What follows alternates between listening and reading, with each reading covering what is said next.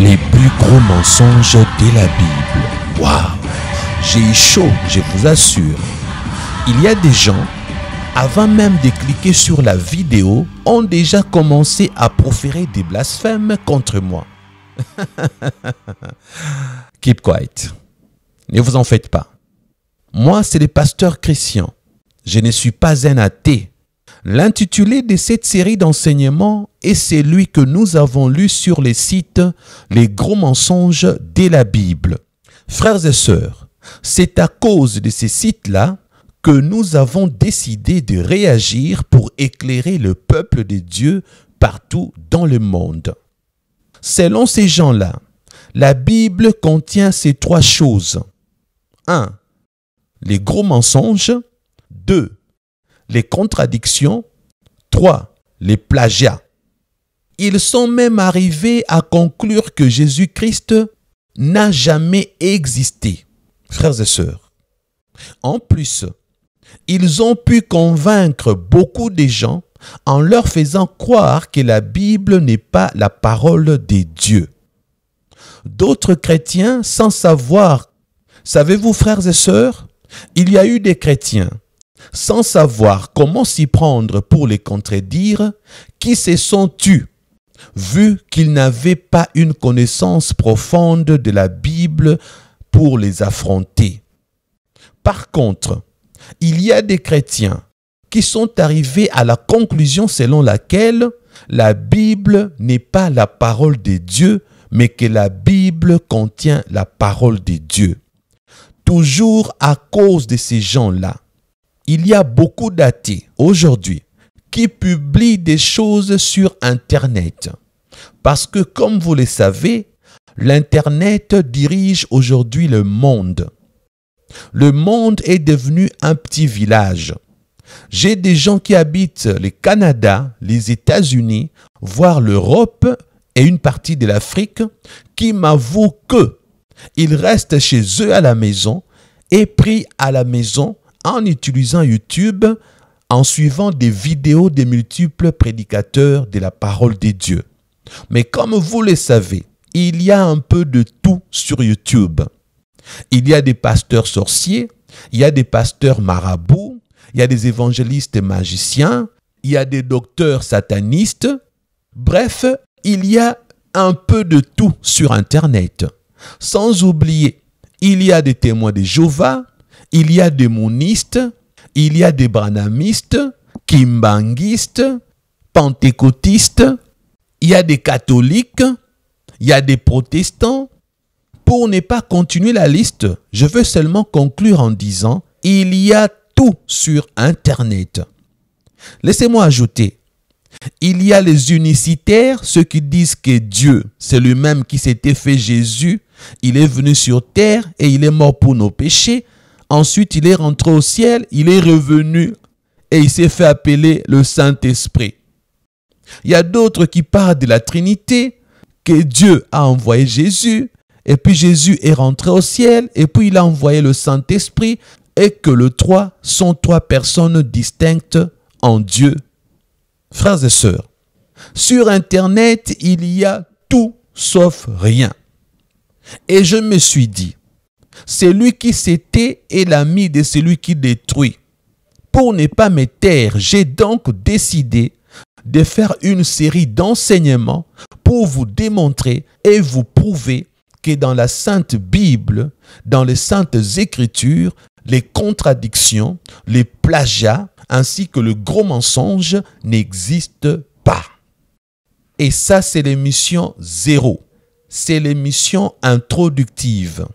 Sans plus tarder, voici quelques versets qu'ils ont publiés comme preuve que dans la Bible, il y a des mensonges et des contradictions. Ils ont pris Actes chapitre 9, verset 7 et Actes chapitre 22, verset 9. Dans ces deux passages, on nous parle de Paul sur la route de Damas.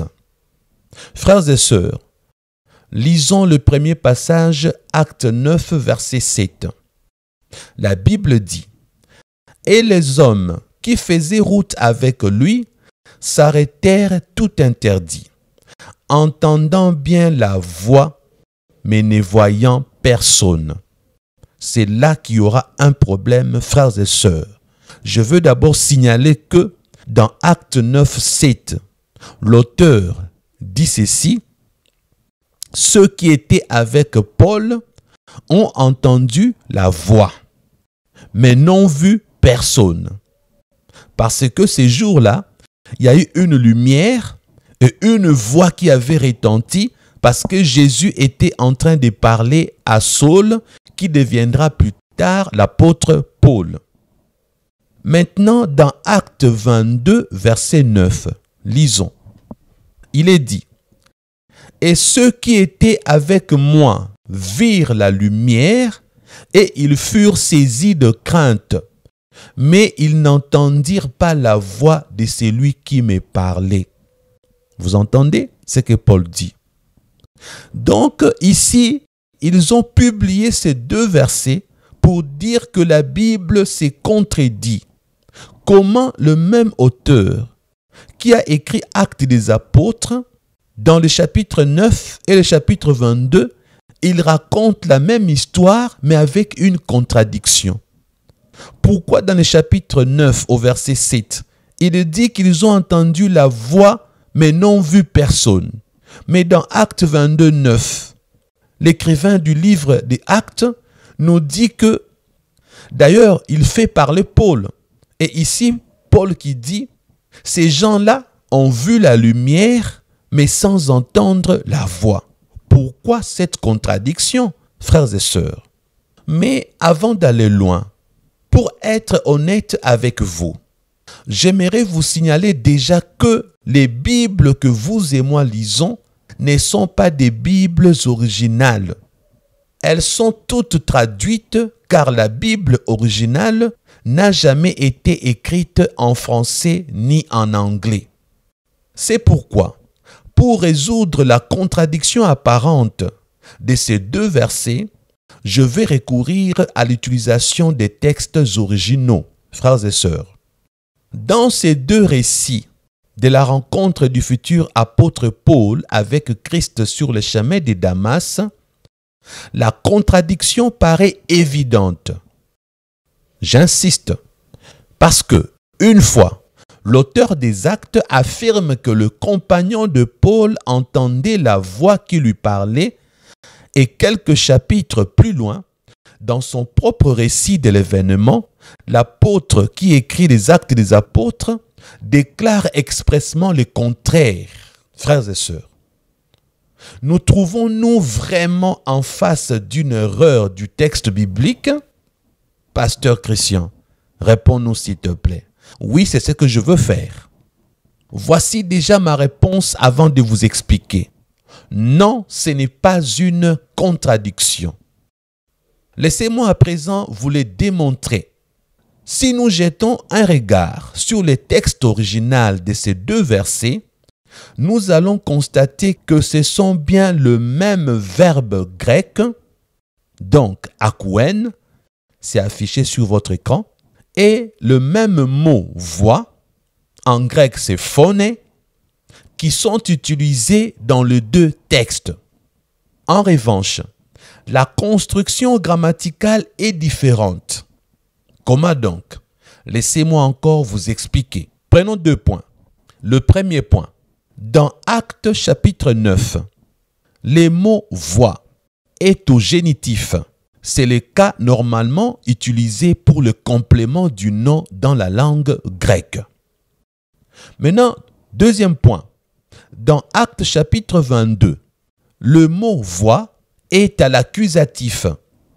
Quand je dis le mot voix, je parle de la voix de la bouche, pas de la voix du chemin, pour ceux qui écoutent l'audio à la radio. C'est pourquoi je précise. Ceux qui regardent à la télé ou sur YouTube n'ont pas ces problèmes-là. Donc, pour le deuxième point, le mot voix est à l'accusatif. Et j'avais dit que le premier point, le mot voix était au génitif. D'accord? Avez-vous compris la différence? Donc, cette différence révèle 2 nuances du verbe grec qui peut signifier entendre ou comprendre. Ce n'est pas fini. Laissez-moi enrichir encore. N'oubliez pas que nous sommes en train d'élucider la dite contradiction apparente qui se présente dans Actes chapitre 9 verset 7 qui dit qu'il entendit une voix, alors que dans Actes 22 9 on prétend les contraires. Je veux prendre encore 2 points pour enrichir les explications. Je veux prendre les 2 versets et le commenter pour la dernière fois. Je vais commencer avec Actes chapitre 9 verset 7. Notez que dans ces premiers cas, le texte dit ceci en grec. On va les lire en grec, s'il vous plaît. Bon, vous savez, c'est les Grecs. Hein. Si je lis mal, comprenez-moi. Le plus important, c'est de comprendre. Parce que je ne parle pas grec. J'apprends, mais en tout cas, désolé. Alors, les textes disent ceci en grec. Akouon tes men tes phones. Notez que le mot voix, en grec, c'est phones. Retenez-le. Il est au génitif et signifie du bruit. Avez-vous compris? Il signifie quoi? Du bruit. Donc, on entend avec ses oreilles. Mais on entend quoi? On entend du bruit. Voilà pourquoi les hommes qui voyageaient avec Saul entendirent du bruit. Vous comprenez? Mais pas n'importe quel bruit. Un bruit comme une voix en train de parler. Mais ils n'avaient compris aucune parole particulière. C'est un peu comme vous. On vous pose la question. Avez-vous été là lorsque Cécile et Chantal étaient en train de se chamailler? Vous dites oui, j'étais là. Je les avais entendus se chamailler.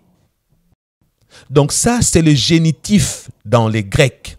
Vous les avez entendus se chamailler.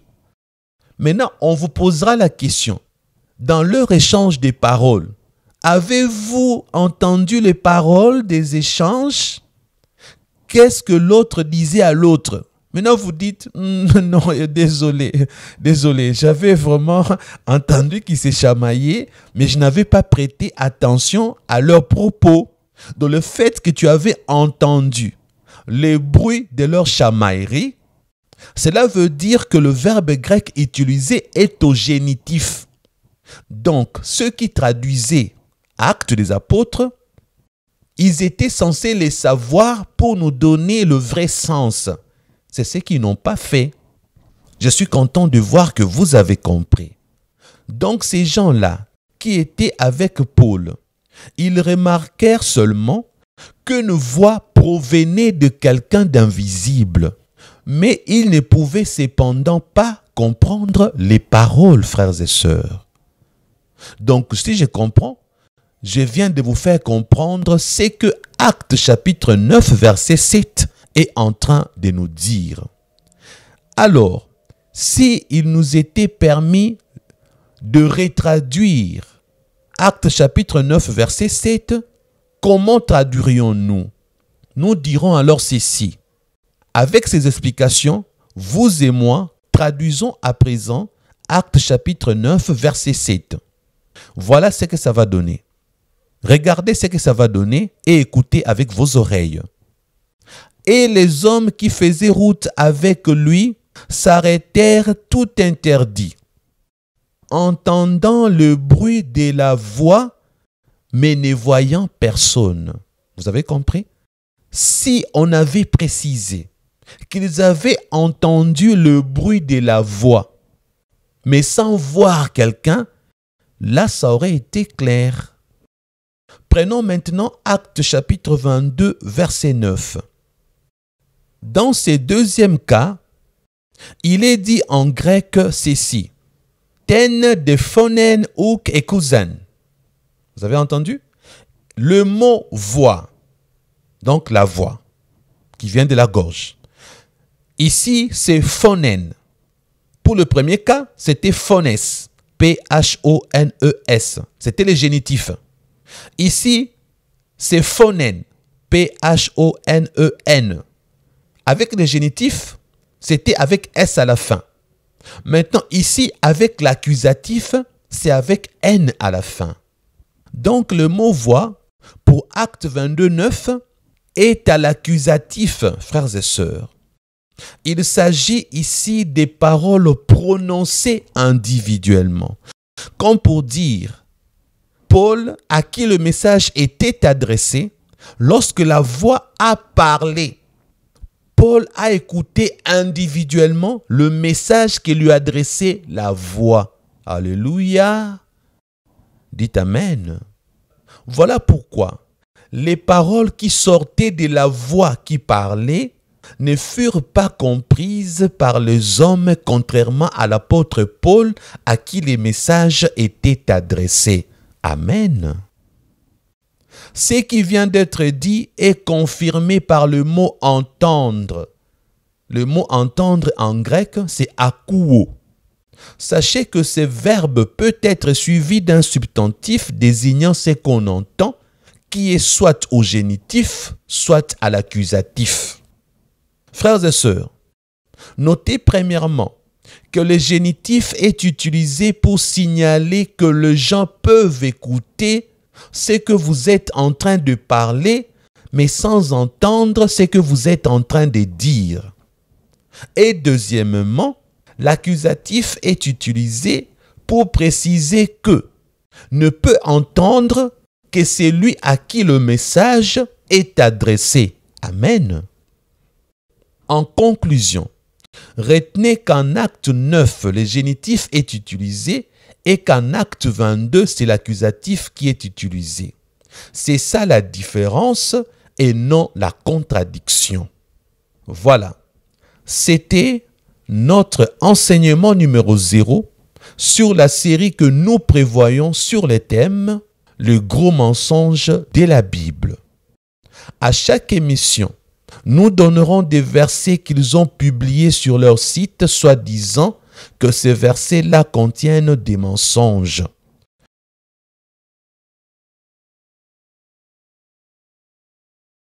Les gros mensonges de la Bible. Nous allons donc vous prouver dans cette série d'enseignements que les 10 mensonges ne le sont pas. Ce sont eux qui mentent en affirmant que la Bible contient des mensonges. Les propriétaires du dit site doivent forcément être des satanistes ayant pour mission détourner les chrétiens de la saine doctrine. Parce que si vous êtes persuadés que la Bible contient des mensonges, il est vrai que vous perdrez définitivement votre foi en Christ Jésus. Pour démontrer que la Bible contient des mensonges et des erreurs, ils vont utiliser la science. Selon eux, la science est véridique à 100% et la Bible est fausse à 100%. Je me souviens vous avoir déjà averti dans l'enseignement sur les satanistes et les sataniques que le diable utilise beaucoup les scientifiques pour répandre des doctrines des démons sur terre. La doctrine selon laquelle que la Bible contient de gros mensonges est une doctrine satanique. Alors, ceux du site « Les gros mensonges de la Bible », voici ce qu'ils ont publié. Écoutez donc leur déclaration. Ils disent « La science montre non seulement que certaines fables sur la formation des planètes sont inacceptables, mais aussi que c'est une erreur fondamentale de considérer la religion comme une façon de connaître les choses. » Ils ajoutent ceci, « Les chrétiens essayent de faire cadrer, au prix des douloureuses contorsions des sémantiques, les prédictions de la Bible avec la réalité, mais dans l'ensemble, c'est raté.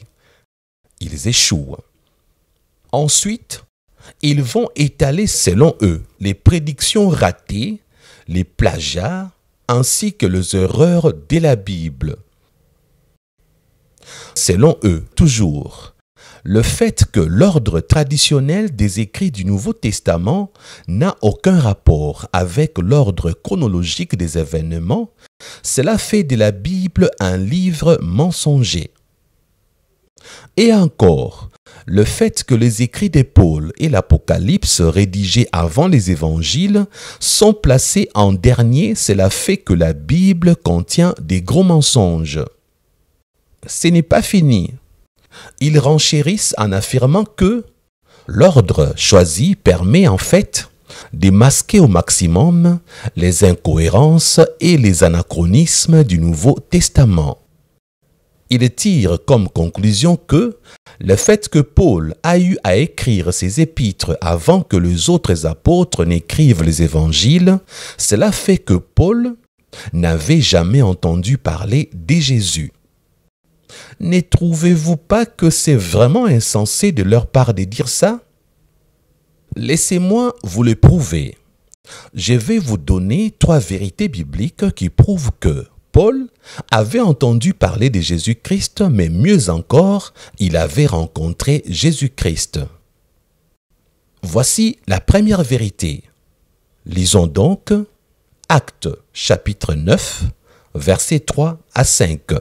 La Bible dit: Comme il était en chemin et qu'il approchait de Damas, tout à coup, une lumière venant du ciel resplendit autour de lui. Il tomba par terre et il entendit une voix qui lui disait: Saul, Saul, pourquoi me persécutes-tu? Il répondit: Qui es-tu, Seigneur?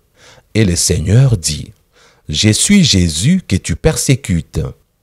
Il te serait dur de regimber contre les aiguillons. Frères et sœurs, avez-vous vu? Ici, la Bible montre que Paul, lorsqu'il s'appelait Saul, un jour Jésus, sur le chemin de Damas, l'appela d'une voix audible et Paul entra en contact avec Jésus. Et oui, ce n'était pas un mensonge. La Bible n'a pas menti. Paul connaissait bel et bien Jésus. Voici la deuxième vérité. Barnabas avait amené Paul rencontrer les apôtres. Lisons Actes chapitre 9, versets 27 à 29. Alors Barnabas, l'ayant pris avec lui, les conduisit vers les apôtres et leur raconta comment sur le chemin Saul avait vu le Seigneur qui lui avait parlé et comment à Damas il avait prêché franchement au nom de Jésus. Et la Bible ajoute au verset 28, « Il allait et venait avec eux dans Jérusalem. » Verset 29, « Et s'exprimait en toute assurance au nom du Seigneur. » Frères et sœurs, ils disent que dans la Bible, il y a des gros mensonges. Et là, comme vous avez remarqué, ils disent que le fait que Paul a eu à écrire ses épîtres avant que les autres apôtres n'écrivent les évangiles, et que dans la Bible, on trouve les évangiles placés avant les épîtres de Paul, cela fait que la Bible est un livre mensonger. Comme pour dire que ceux qui ont classé les évangiles avant les épîtres avaient une mauvaise intention. Et il conclut en disant que Paul n'avait jamais entendu parler de Jésus. Je viens de vous démontrer que c'est faux. Ils ont tort, ce sont eux les menteurs. Paul avait rencontré Jésus sur la route de Damas. Et encore plus, Paul a eu à être avec les apôtres. S'il devait connaître certains détails, certainement il a eu à poser des questions aux apôtres. Parce qu'ils ont dit aussi, ces gens dans leur site, comme Paul n'avait jamais rencontré Jésus. Comment il écrit dans ses épîtres des choses sur Jésus? Il parle de Jésus comme s'il l'avait rencontré un jour. Donc vous comprenez par là que ces gens réfléchissent comme des humains. Ils pensent qu'ils doivent comprendre les choses saintes avec leur intelligence. N'ayant pas l'Esprit de Dieu, ils divaguent. Ils disent de bêtises. Frères et sœurs, voici la troisième vérité.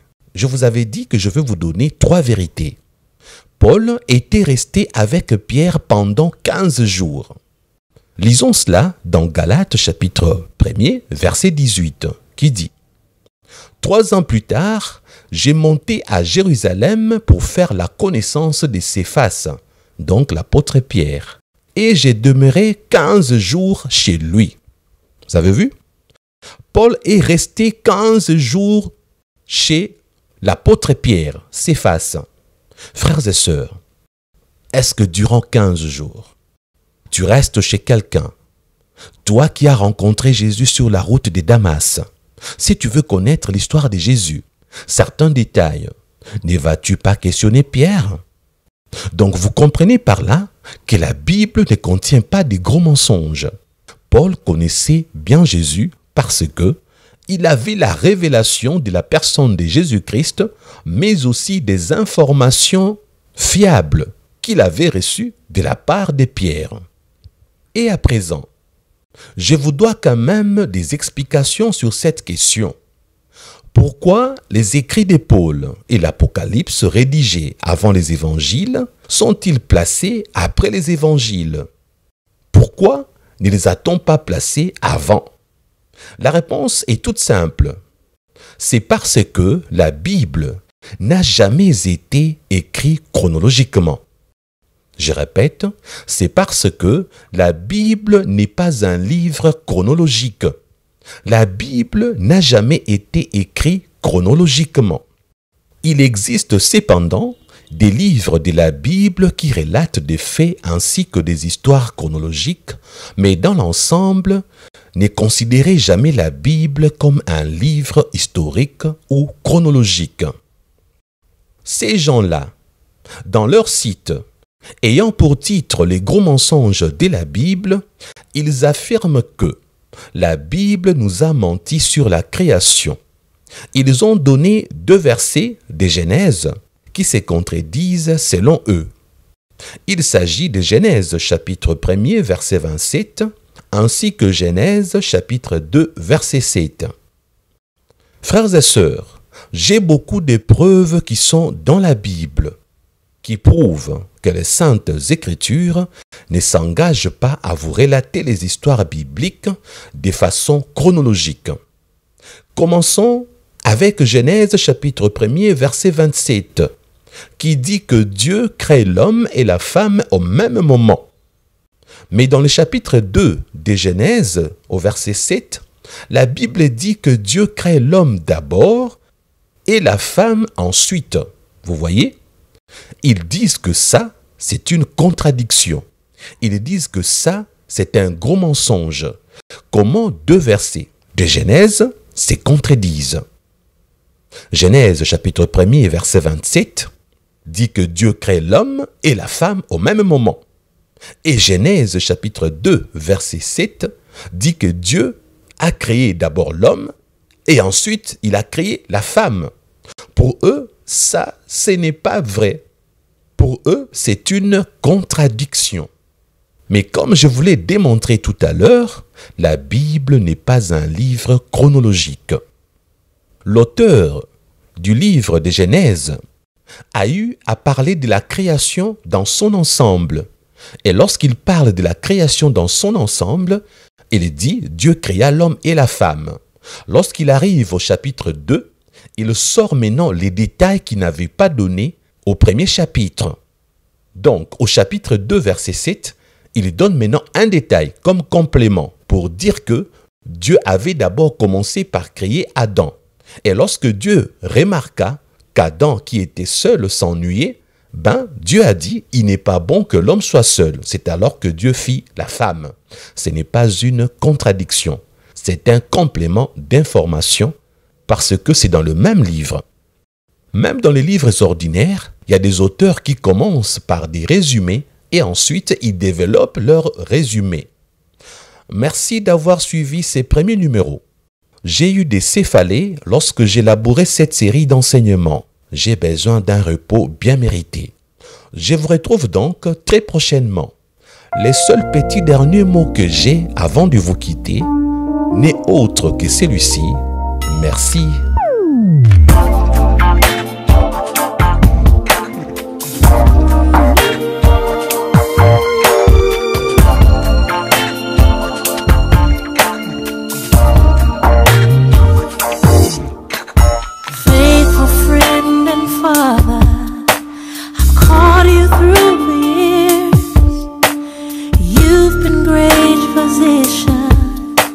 When sickness lingered near,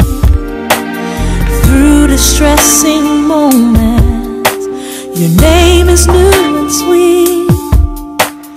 You've become comforter to me. You are comforter, that's who you are to me. Comforter, a name that fits so